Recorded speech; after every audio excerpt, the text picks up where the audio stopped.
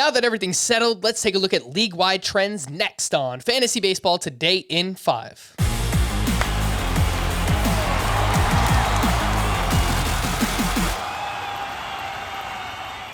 Welcome into FBT in 5. Today is Tuesday, October 11th. I am Frank Samfeld, joined by Scott White, and we'll start off with home runs, which were definitively down this season. 5,215 home runs hit in the regular season, the fewest in a full season since 2015. And Scott, I think given the environment in baseball right now, the baseballs that they're using, the humidors across baseball, I think this is a trend that we should expect moving forward next year as well. Yeah, I think it is as well. It's, really what it's done is it's returned to the game to a more familiar home run distribution. But it's been so long, right? I mean, 2015, it was a long time ago. Some people listening, they may have started playing fantasy baseball after 2015. So they're not even familiar with what that environment was like.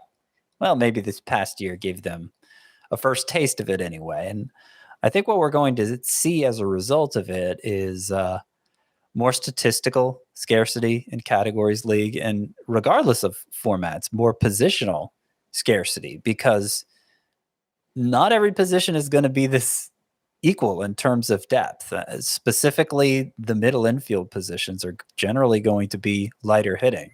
Right now, it's more second base and third base, I would say, than shortstop so much. But the point is there's going to be more differentiation and more reason to key in on certain positions early in your draft, because there's just not – because there aren't as many home runs to go around, there's not going to be as many good players to go around at those positions. And I think it's going to make the fantasy game more interesting, particularly in points leagues where there's fewer ways to differentiate between hitters as it is. You need a kind of a progression of talent at each position. I think we're going to get that again. Home runs were down. What about speed? You got more of it. Steals, 2,487 were the most in baseball since 2017. And specifically, Scott, we saw more in the 10-plus and 20-plus steal range this past year. Given the rule changes and things that are coming in next season, bigger bases, limited pickoffs in 2023, I know that you are expecting a big uptick in steals once again next season. Big uptick. Yeah, all those numbers you just gave for the past season, completely irrelevant as far as I'm concerned. And the number MLB is citing for how much they expect stolen bases to increase. If they just apply the increase in from the minors with these rule changes, which have already been implemented over the past couple seasons, if they apply that same rate of improvement to the majors, it's going to return stolen bases to a level we haven't seen since the early 2000s.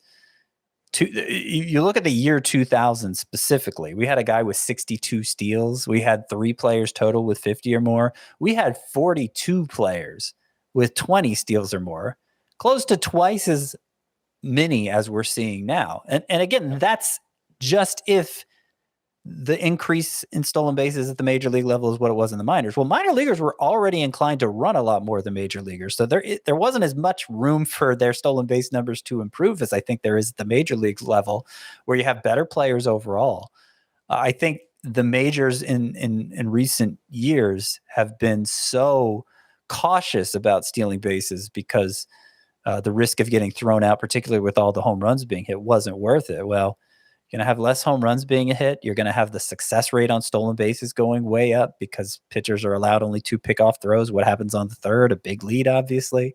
And I think you're going to see stolen bases skyrocket. And I think you're going to see them from a much wider variety of players too, so that we don't have to fixate so much on them in the early rounds in rotisserie leagues moving forward. That's my hope anyway.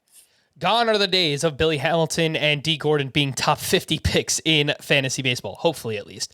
On the other side, pitching was better. The league-wide ERA was 3.97, the first time it's been below 4 since 2015. How about saves? There were more saves this season, the most since 2018. However, you don't really see it in the 30-plus save range, 20-plus saves, or 10-plus save range, which Scott tells me there were more players less than 10 saves this season than previous years. So 1 through 9, which is not really what we want to see for fantasy. No, it's not what we see. We want to see. We don't want to see closer committees so much. And I do think it's worth pointing out there still were 10 players with 30 or more saves, which basically means they were closers from start to finish. That's a third of the league had a dedicated closer all season long. So I don't think that's so much out of whack. It's more that the teams that didn't have a sure closer, when they didn't have a sure closer, they wouldn't just land on one guy. They'd kind of go back and forth with a few different guys based on how well they're performing, based on how high leverage the situation was. And we are going to see that trend increase, I think. For me, I still don't want to be one of those who drafts a surefire closer in the second or third round because they really only contribute to that saves category. And so if that doesn't go the way you expected, boy, what a wasted pick that was. But I do think I want to be more committed to getting three guys that in a roto league, I'm talking about three guys who I think will be their team's closer, maybe one a little safer than the other two. And then just hope two of them pan out. Because really, if you get 60 saves, you're going to be in the top third of your league for saves with the way they're playing out now. So if you just land two guys, two really dependable closers, you'll be in good shape.